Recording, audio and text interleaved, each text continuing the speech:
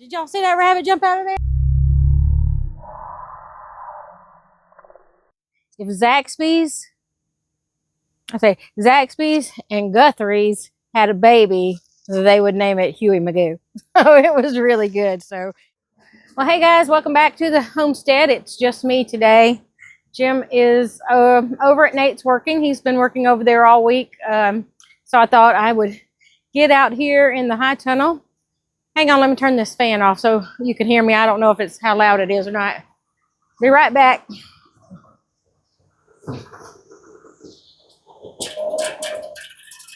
There we go. So anyway, I thought I would work out here in the high tunnel today and take advantage of this overcast 79-degree day. It's been wonderful. It's not been hot. It's been overcast, so the chickens are doing really well. I had to run to town and get some things from the store and stopped off and got me some lunch today. Let's show y'all this. So if anybody knows me, really knows me, knows that I am a chicken connoisseur. I will eat chicken. In fact, often did eat chicken every single day. When I worked in the office every day, going to the office, Jim would often ask me not what I had for lunch, but where I ate chicken for lunch that day. So anyway, so there's a new little chicken place over there in our town, and it's called Huey Magoo's. And the neighbors, Kim and Daryl, our friends are raving about it, so I thought I'd give it a try today. And let me tell you, I don't know if you all have these franchises in your area, but Huey Magoo's is really good, and it is, if Zaxby's and Guthrie's had a baby, they would name it Huey Magoo. Oh, it was really good. So if you have a Huey Magoo's in your area, I'd highly recommend you give it a try. So anyway, so let's get back to gardening. So today I'm just going to be working in here. As you see, we still got things growing. We've got some cabbages. They'll be coming out in a couple weeks. I mean, I could probably take them out now. It's not really that big, but it's big enough for us. But still got some cabbages going. I got some kohlrabies going. Swiss chards going. I've already canned 4 pints of pickles out of these cucumbers. So our tomatoes are coming on. The peppers are coming on. And so I got to get in here and work and get some of these tomatoes. Need a little more, shoring up, a little tied up. And then over here, I've got my lettuces. These are all my lettuces. So I've decided to let them bolt and go to seed. And I'm going to try to save seeds off of them. But here are my carrots, which that way, is what it is, I guess. So I'm going to be pulling all those carrots up. There's some beets behind there. So I'm going to get this part of this box all cleaned out and get that ready for some fall planting. And then back here, I have planted some more. These are pickling cucumbers, because those cucumbers over there, most of those came from the University of Tennessee Extension office, and it's just some, varieties of pickles that I wouldn't necessarily buy, but they weren't really good for canning. They're kind of slick skinned. But anyway, so these are my Boston pickling cucumbers. So I want those growing so that I can plant some pickles. I'm planting some pickles. Listen at that.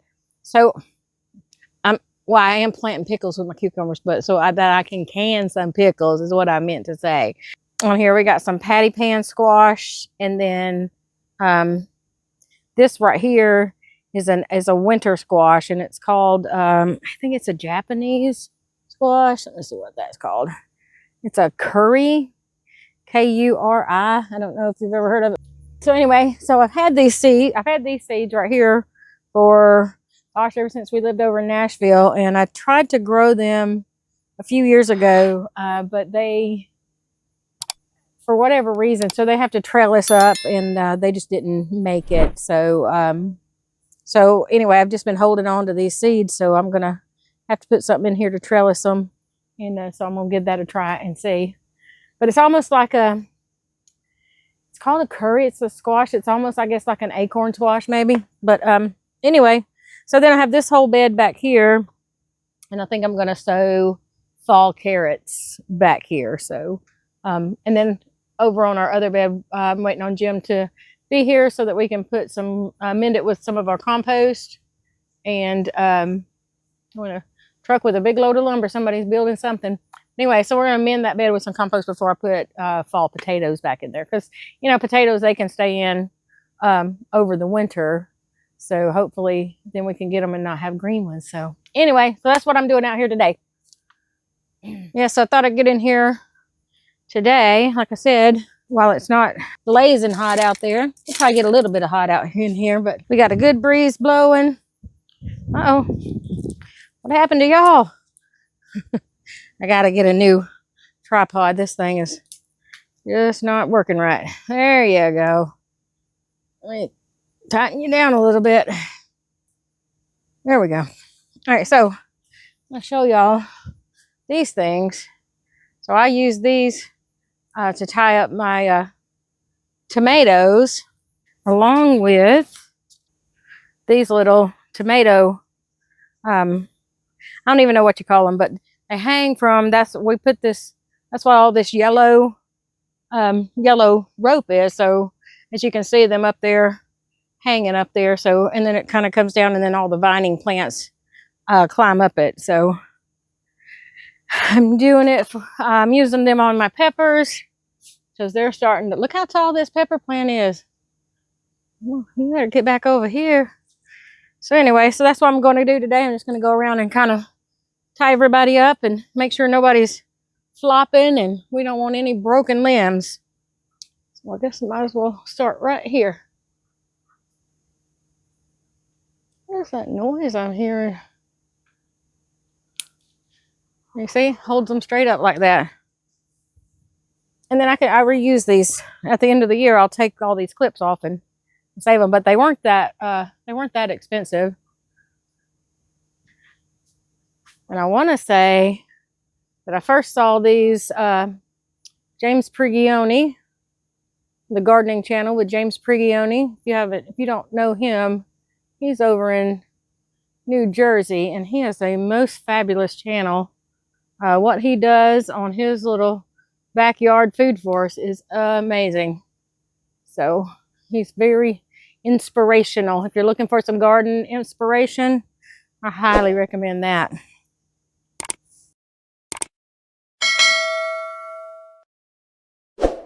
All right, y'all, I am gonna turn this fan back on because it's starting to get hot in here.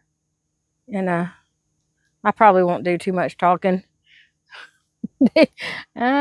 Jim would definitely laugh at that. I probably won't do too much talking that you'll need to hear. How about that? Yeah. So anyway, I'm just gonna get everybody tidied up in here, and that's all I'm doing for today.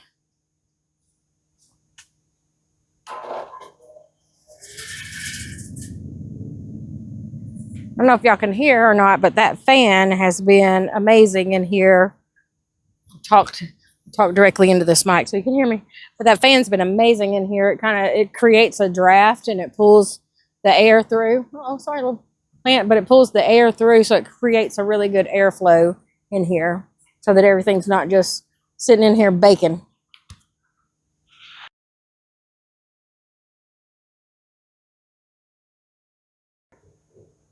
Sometimes I nip these suckers off and just stick them down on the ground. Sometimes they grow and sometimes they don't. This here was a sucker off of Mr. Abe Lincoln. So I'm going to stick this one right down in the ground here. Let's see if it'll root.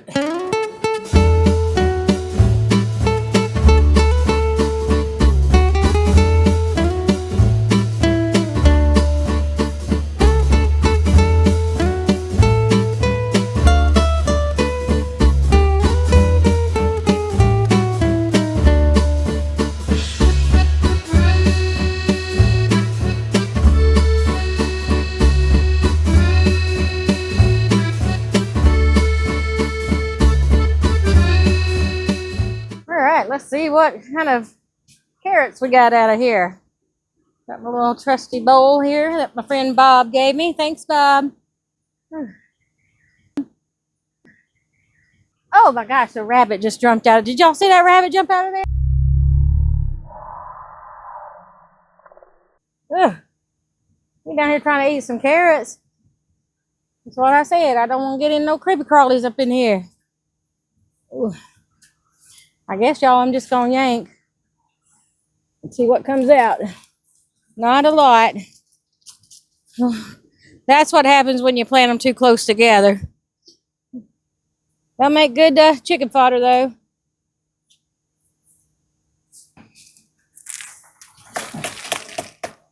I don't know. There's a couple in there. I might get one or two.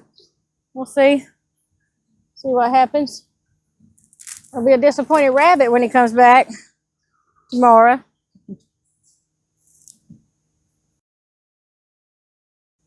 Every time I plant carrots, I say, well, I'm going to thin them. And I never do. Y'all, I planted these in February. Got some more beets. A few more little beets in there, too. Might as well just throw them all in the same bucket. But y'all probably didn't like looking at my behind the whole time. All right, so I pulled most of the tops up, and there's a few little roots left down in there, so I need to get something, dig them out. Y'all, I never remember to wear my gloves, so I'm gonna go get my little digger, if I can come and dig up these little nubby carrots. That's about all I'm gonna get out of that bed. I'm sure there's some baby carrots left in there.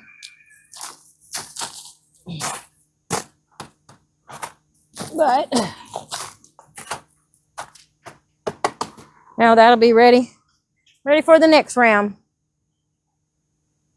There's my lettuce. Y'all can see it's all grown up in there. So I'm going to let these kind of seed out and then hopefully save the seeds from them. All right, y'all.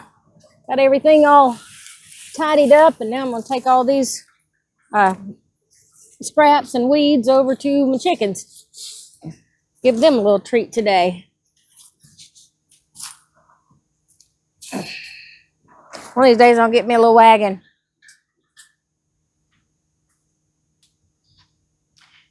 Hey, little chickens. Y'all want to have some greens?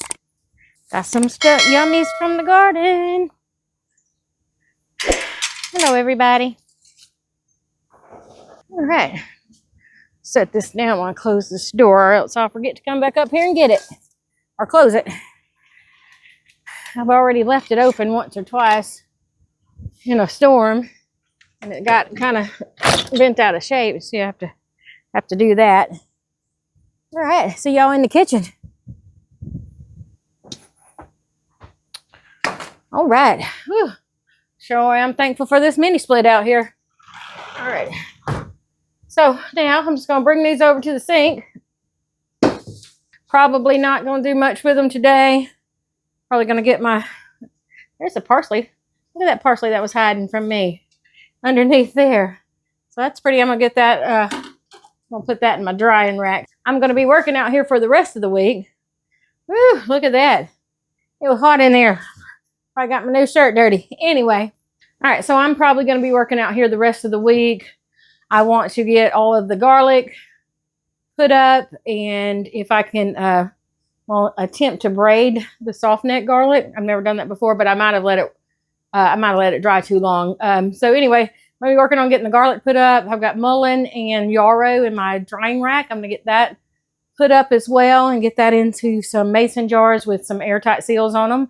And then put this parsley in there and let that dry so I can add it to my little parsley jar I got going on.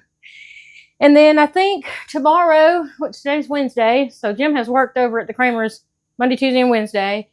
If he's not working there tomorrow, we're going to process the rest of our breast chickens and get that done because we've got guests coming over Saturday. And so we don't want to be doing any of that stuff while they're here. So anyway, that's what I'm doing. So we'll see you in a bit.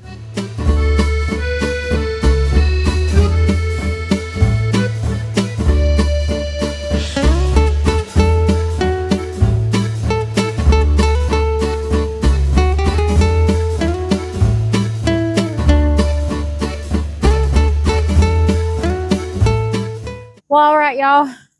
I know that wasn't long out here, but got kind of a little hot out here. Starting to starting to get hot and sweat, and I don't like to sweat. So thanks for hanging out with me while I'm doing a little bit of gardening and stuff while Jim's off working over at Nate's and helping them get in their house. We sure are glad to help them and just enjoy seeing the joy on their face. So anyway, we'll be back in sometime this week doing something else. I got to get all the garlic put up and kind of all that stuff. I'll probably be doing that. I don't know if Jim's working over there the rest of this week or not, but we'll see. But anyway, thanks for hanging out with me. All right, everybody, back out in the kitchen today. I'm gonna get all my carrots washed up and cut up, and then I'm gonna get the garlic put up and ready for storage. And so I thought I'd bring you along. So let's get busy out in the kitchen.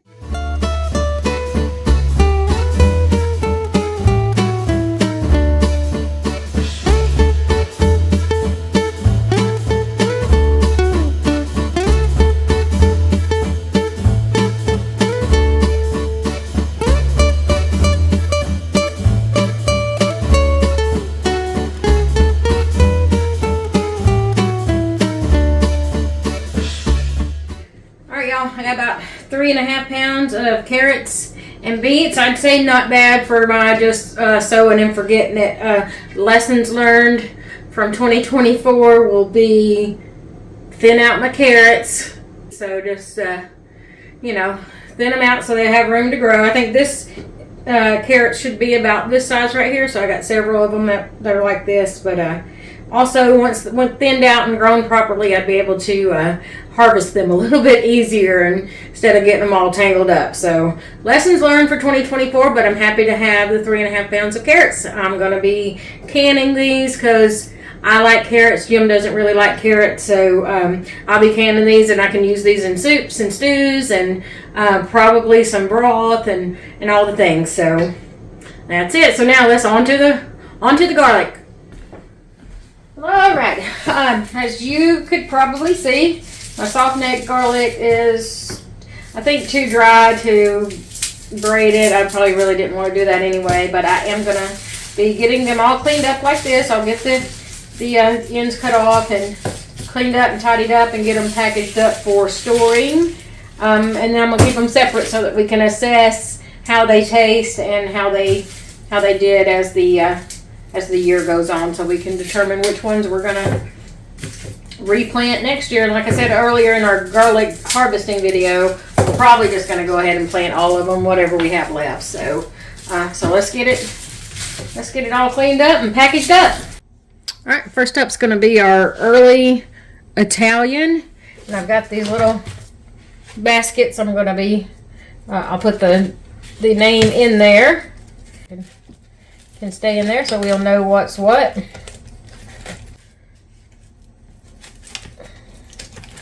So it's going to be our early Italian garlic. And I don't know if y'all know this or not, so I'm just trimming off just a little bit of the roots. But I had heard that if you buy garlic in the grocery store, if it does not have the roots on it, that means that it is imported to the United States. And if it does have its roots on, it was grown in the U.S. So that might be something, if that's important to you, that might be something that you can look for.